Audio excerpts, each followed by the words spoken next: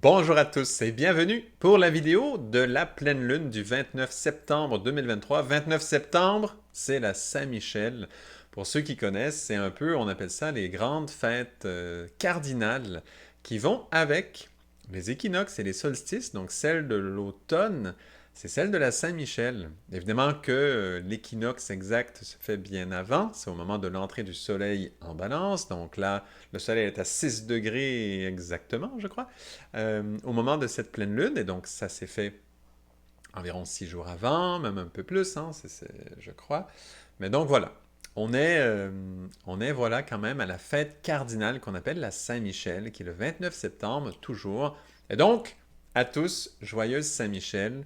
Profitez-en, une pleine lune le jour de la Saint-Michel, c'est quand même un summum énergétique particulier. Donc voilà, on est exactement dans ça lors de cette pleine lune. Et si on regarde les aspects, eh bien, on voit que c'est encore Vénus qui vole la vedette. Là, ça fait vraiment beaucoup de vidéos que Vénus joue un rôle très clé. Et donc, cette fois-ci, toujours en Lion, fait carré, non pas à Jupiter comme lors de la dernière nouvelle lune, cette fois-ci, elle fait carré à Uranus. Et on le sait, Jupiter et Uranus avaient leur proximité. Là maintenant, Jupiter rétrograde, donc bon, la proximité est un peu moins grande, mais quand même, c'est au tour d'Uranus à faire son carré à Vénus. Évidemment, ça vient compléter quelque chose de très significatif. Si vous avez suivi les vidéos précédentes, ben, vous comprendrez vraiment le pourquoi au niveau astrologique de ça. Je ne vais pas m'étendre trop sur ça. Mais donc, quand on regarde cet aspect principal de cette pleine lune, le carré Uranus-Vénus, Uranus en taureau, Vénus en lion, eh bien, on voit qu'il y a deux sextiles qui partent de chacune de ces deux planètes à un sextile, et ça fait un peu une formation de bol qu'on peut appeler. Et donc Vénus a son sextile qui monte vers Mars, et Uranus a son sextile qui monte vers Neptune. Donc on a, voilà, le carré de base Uranus-Vénus qui prend force dans ces sextiles. D'un côté avec Vénus, c'est avec Mars, et du côté d'Uranus, c'est avec Neptune. Vous voyez un peu cette configuration, voilà, c'est l'aspect de loin principal de cette pleine lune, et plongeons dans son interprétation tout de suite. Alors voilà, ça fait quelques lunaisons que l'on travaille beaucoup sur le sujet de l'amour. Et donc c'est un sujet qui mûrit, et voilà qu'on avance de vidéo en vidéo sur ce sujet, et il bouge énormément en cette année 2023. Et bien, cette fois-ci, hein, la Saint-Michel, c'est quand même, l'archange Saint-Michel, c'est l'archange solaire. C'est lui qui est lié à Tiferet, la séphira solaire, dans l'arbre de vie. Et c'est lui aussi qui est l'archange, si on regarde les 4 éléments du feu. Quand on met les 4 archanges des 4 saisons et qu'on les lie aux éléments aussi, aux 4 éléments, eh bien c'est l'archange Michael qui est l'archange Saint-Michel, donc, qui est l'archange du feu. Donc c'est vraiment l'archange solaire, on pourrait dire.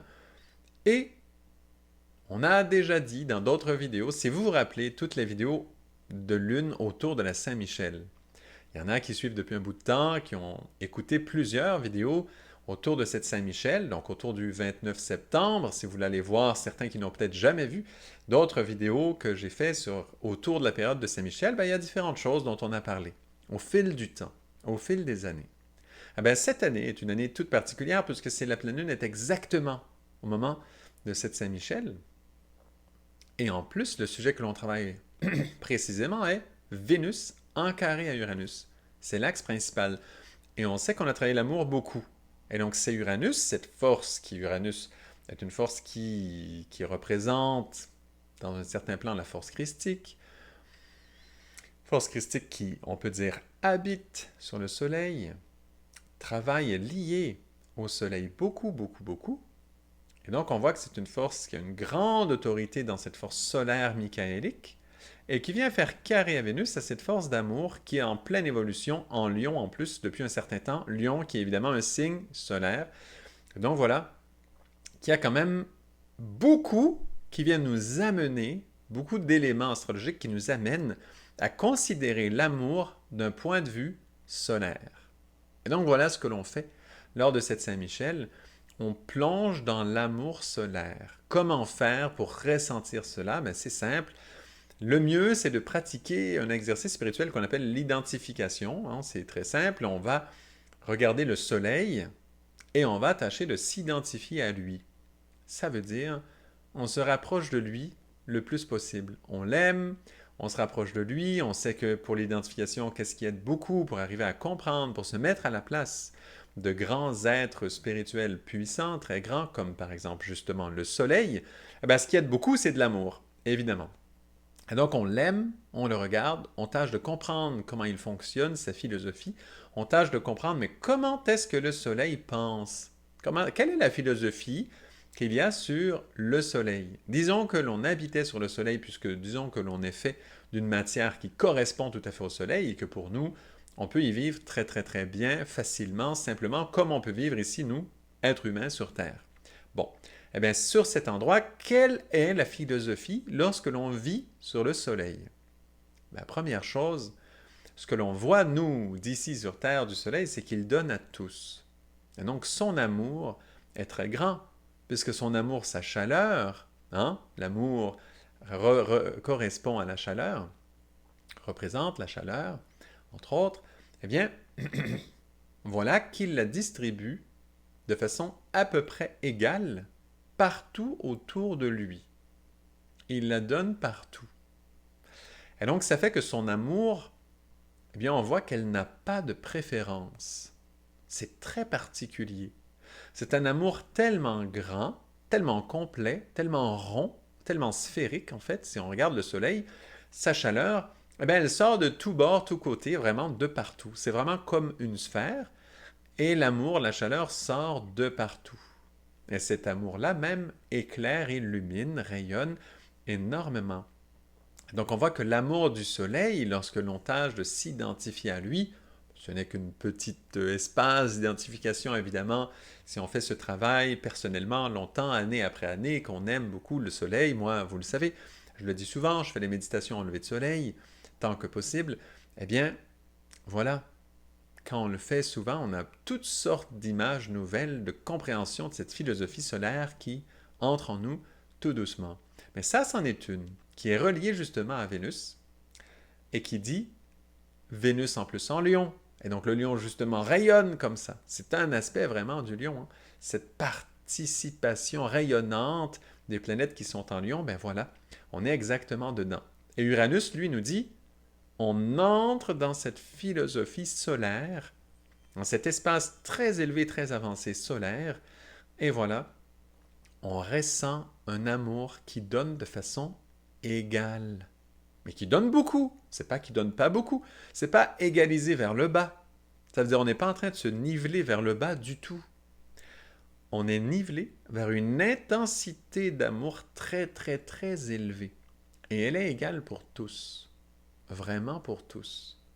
Ça change la donne. Si on compare à d'autres forces, d'autres types d'énergie, comme par exemple Jupiter-Saturne, par exemple, qui eux vont, oui, faire des superbes stratégies, des belles façons de préparation, de gestion. On sait, hein, ce sont des planètes qui représentent les rois, les professeurs, les enseignants,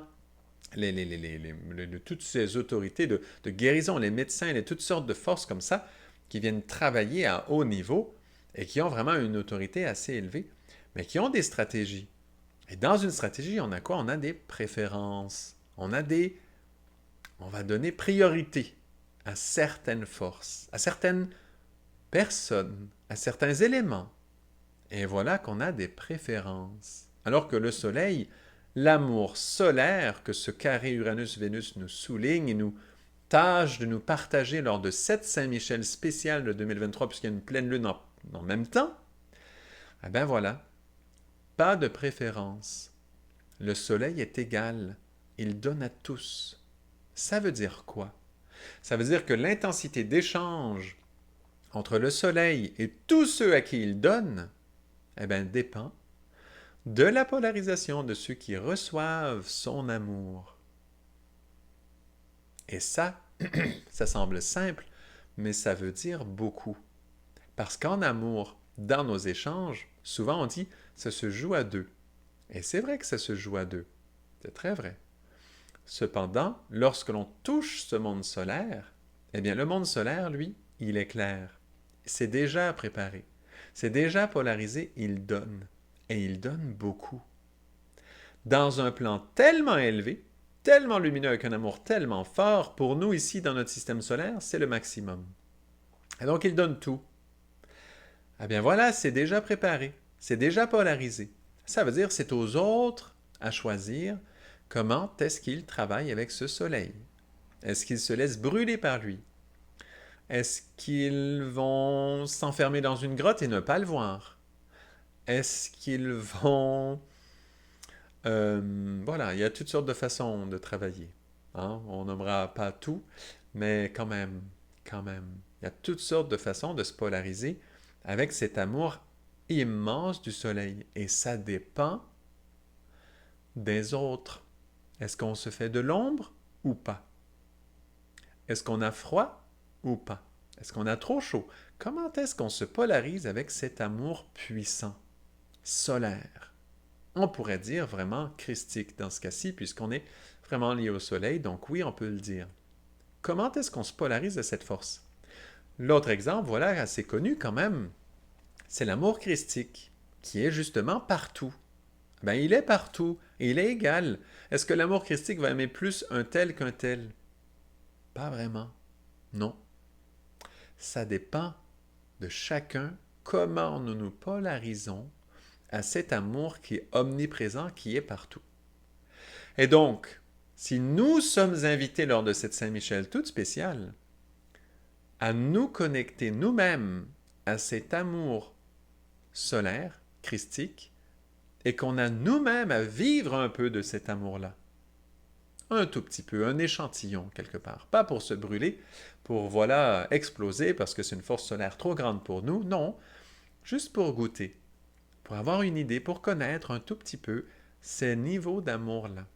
Eh bien, si nous arrivons à toucher cette forme d'amour solaire, ben nous verrons que nous aimons tous de façon égale, sans préférence.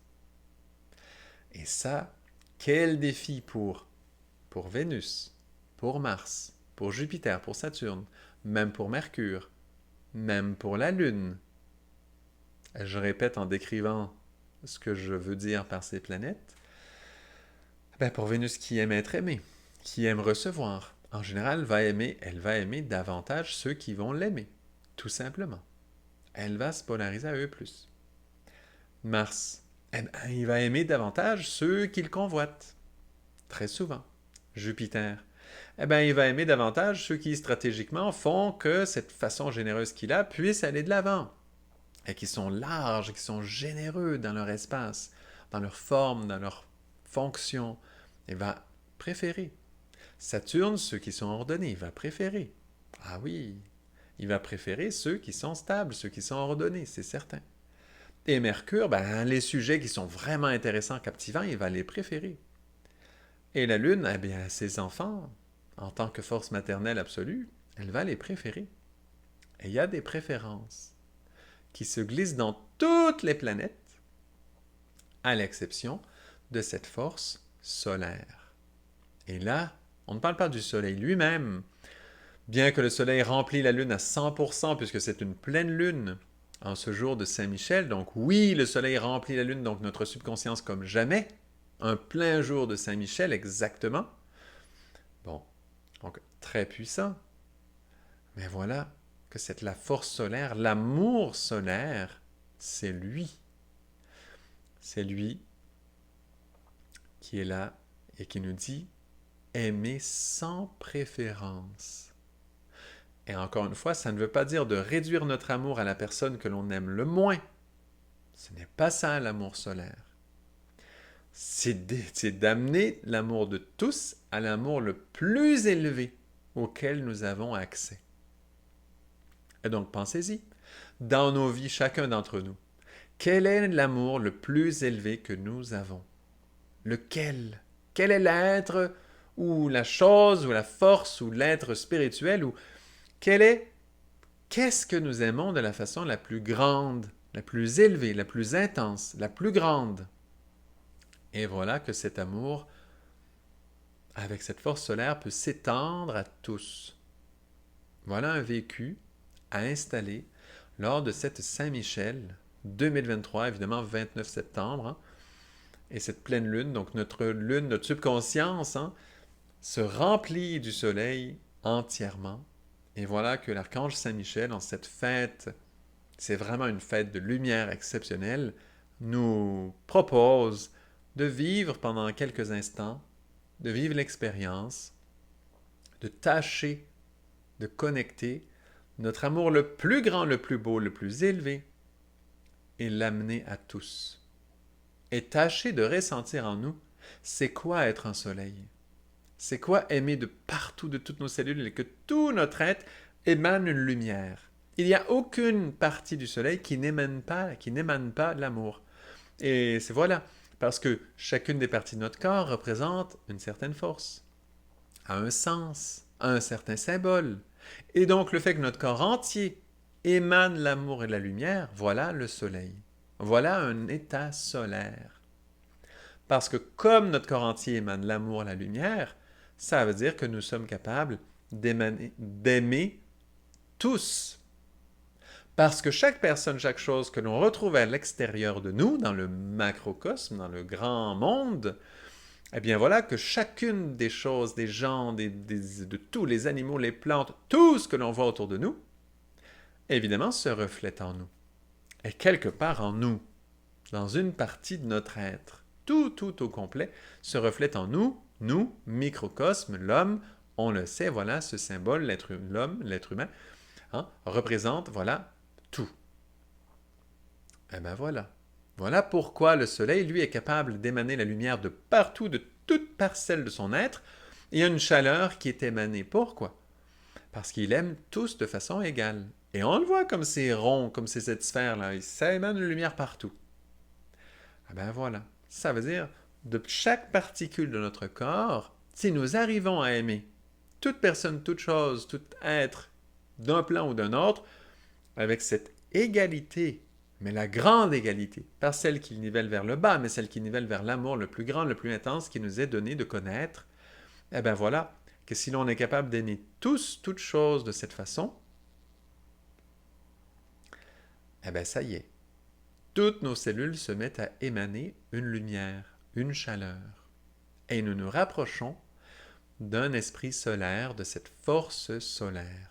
Et voilà ce qui nous est proposé pour cette pleine lune de la Saint-Michel 2023. Je fais court, l'image est là, et donc voici.